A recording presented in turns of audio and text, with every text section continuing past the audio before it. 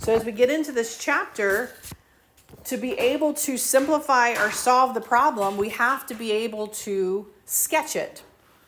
And so one of the ways that we sketch these is to do a free body diagram. So it says the first step in simplifying a complex problem is to isolate the system or object of interest. And they tell us there are 7 objects in this diagram. And when you first look at it, you're like, I don't see 7 objects, right? But you really have 3 blocks, you have 3 ropes, and you have this force up here that is holding it up, right? And so technically you do. You have tension on those ropes, you have mass on those objects, and so you have to start looking at this as what's happening to each one of them individually and then what's happening to the overall system. So what is a free body diagram then? A free body diagram is a vector diagram that isolates a system or even a single object in order to analyze the forces on it.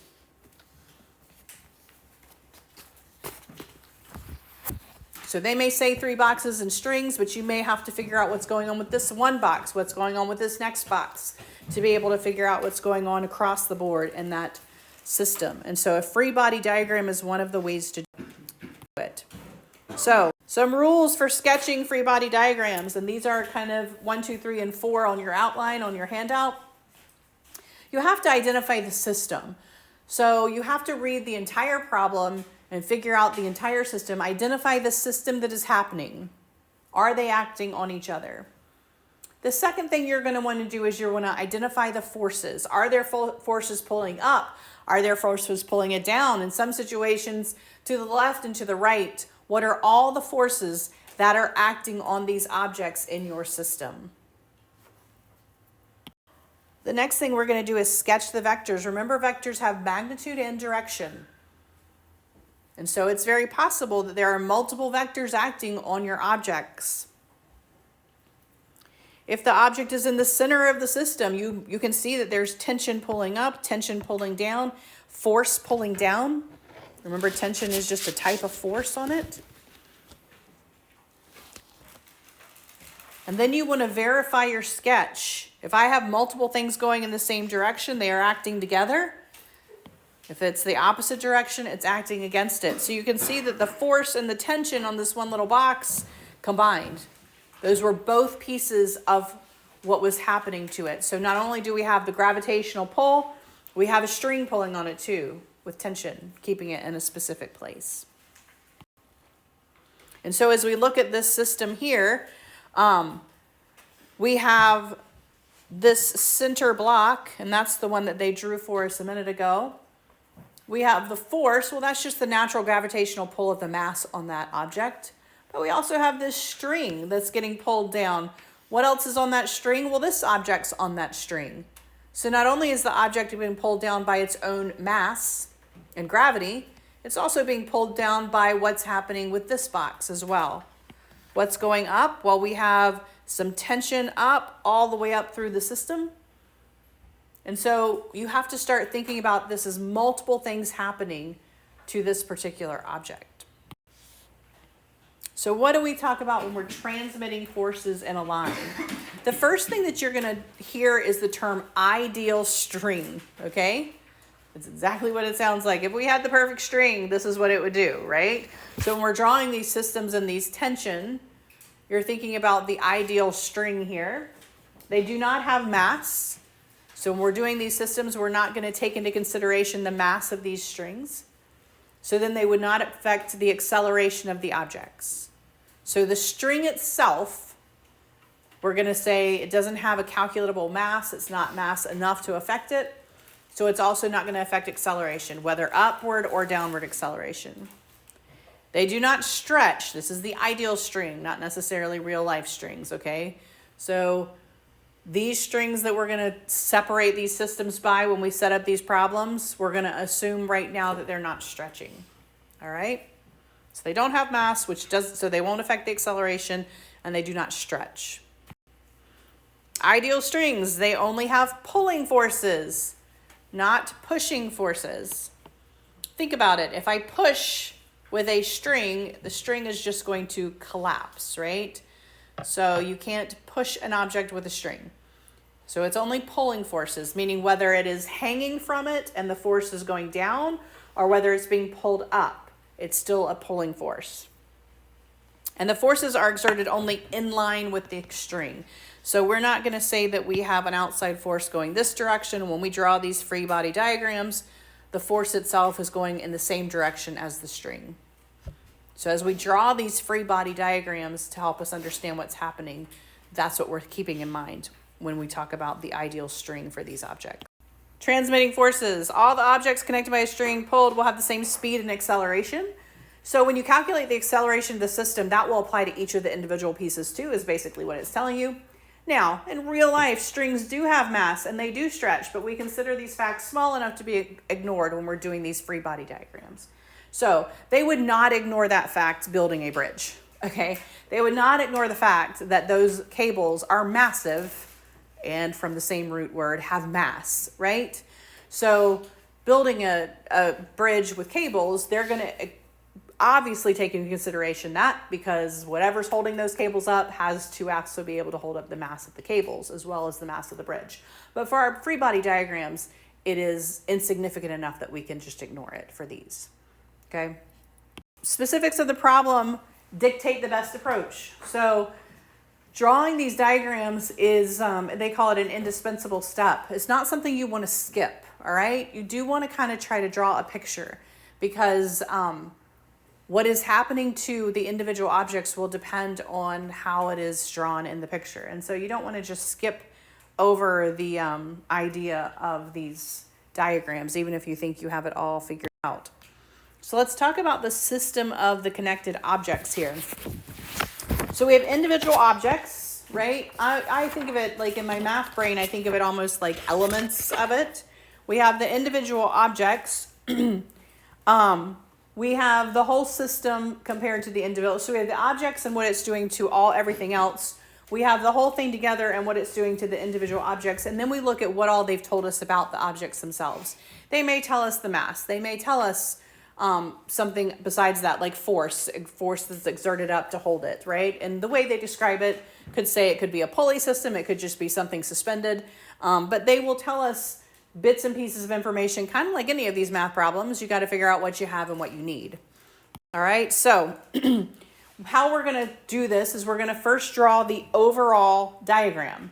So we want to draw the whole thing, the whole system.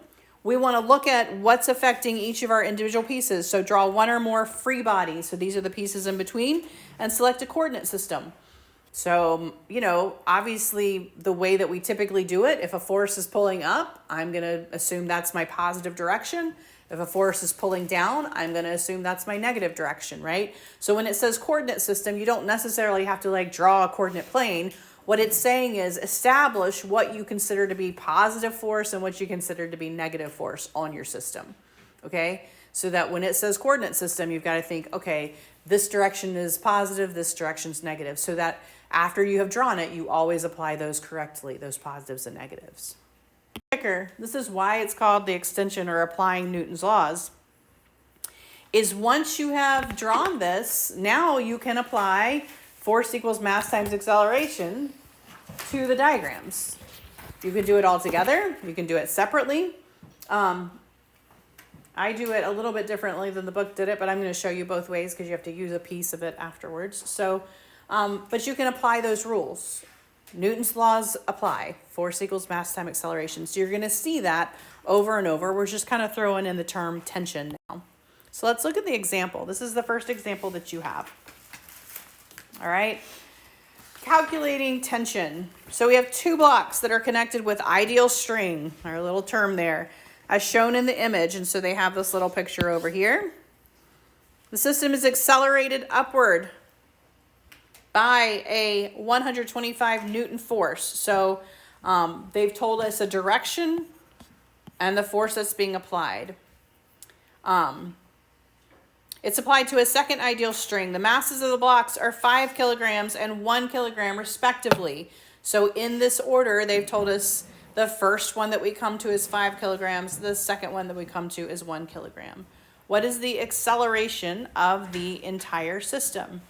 So we want to first think about what we have. All right, so we have a couple things. This force that's up here at the top is 125 newtons. All right, so we know that's what's holding the whole system up. We know the mass, so you'll notice they put mass 1 because they're labeling their system, and they're going to say this mass is 5 kilograms. Mass 2 then is 1 kilogram. And then we have gravity, all right? Gravity is working on both of these objects, right? So we have gravity that is working on this object here. We have gravity that is working on this object here, all right? We also see this little new guy that we haven't really thought about yet up until this point, the tension, all right? So the tension that is acting on it is a force that's pulling down. Well, why is there tension pulling down on this guy? Well, he's in the middle, right? And so he does have the force of the string that's pulling it up, but he also has this tension that is pulling it down, all right? So that is what's affecting it by this little guy that's underneath him. Same thing here. He has gravity pulling down, but he has the tension of that string above it pulling up on him, all right? And so as we think about what's happening to these two, we're going to kind of look at it a different way. We're going to look at the sum of all the forces on these objects. So we have the sum of all the forces on our objects, and that's always going to be our mass times our acceleration, all right? But now we're going to look at what we have and what we don't have, all right? Right now, we do not know the acceleration, and we actually don't really know all of that force, all right? Why do we not know all of the force? Well, we have a couple of things acting on our force. So the first thing that we have is just the basic acceleration of the object itself. So we have the mass of this. We're going to do it one at a time. So we're going to look at just M1. We have the mass of M1. All right, that is our 5. That's easy, but we do not know the acceleration. So that's this piece of it. But then what about the sum of those forces? So you've got to think about all the forces acting on it. We have the force of gravity acting on it. So that's easy. Force of gravity, that's one of our forces. All right. We also have the force of tension acting on it. All right. And then we have one more force. We have the force of that system. So the force of that system that is being pulled up on it. And I'm going to just put this, and they label it with an A, but I'm going to just put an S for that just because that makes my brain think about it easier. All of those forces are acting to do a sum of the forces. All right. So those three forces will equal mass times acceleration. Well, what do those look like? Well, we know what, so if I set this equal, that's what those forces equal. I actually know two of them. I know the force of the whole system. That's what's holding it up. What is the force of the whole system holding it up? It's 125 newtons. I actually know that. Well, how do I find the force of gravity acting on it? Well, that's just the mass times acceleration of gravity. The mass is 5. Gravity is what? Negative 9.81. What I don't know is the magnitude of that tension. I don't know the tension. So that's what I have so far. I have the force of the whole system. That's what's holding it up. I have the force of gravity, and then I have the force of that tension.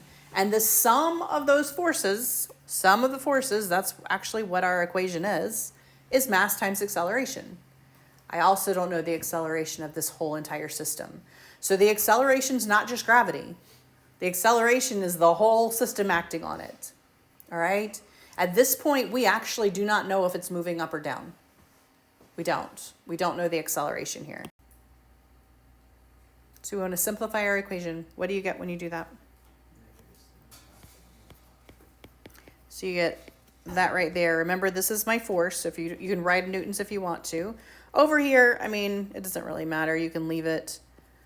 negative 1.00a minus 9.81. How do I solve?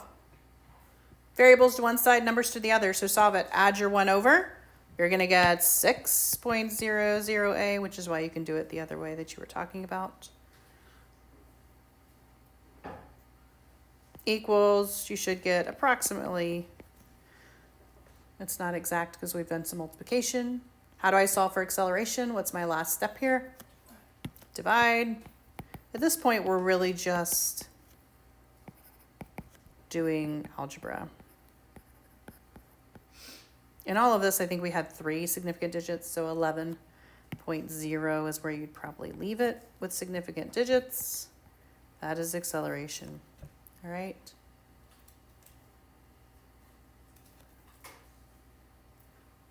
So just to label it, this represents my object 1. This represents my object 2. That is my object 1. That is my object 2. All right? So this is the tension of object 1. And I'll just put a T. And this is the tension of object 2. All right? That's what those are. The tension of object 1 and the tension of object 2. Acceleration. Now, if I just asked for acceleration, her question was, why don't you just use 6? That's what I did originally to set it up. And that's actually what I would do probably all the time to set it up. But you have to get back to this point to figure out tension. You have to be able to get to the tension equation to figure it out. So if I were just saying, well, you know, the force of the two objects is going to be the sum of the forces on it, well, that's going to just be the gravity pull of the one object, the gravity pull of the other object, and then, you know, the tension that's pulling up. This actually will get you to your 66.14, and then you have to divide by your total mass, right? So it will get you there. What it won't do is when I say, okay, what's the tension, right? So when I then ask you for tension, you have to have one of these equations to plug in that acceleration, all right?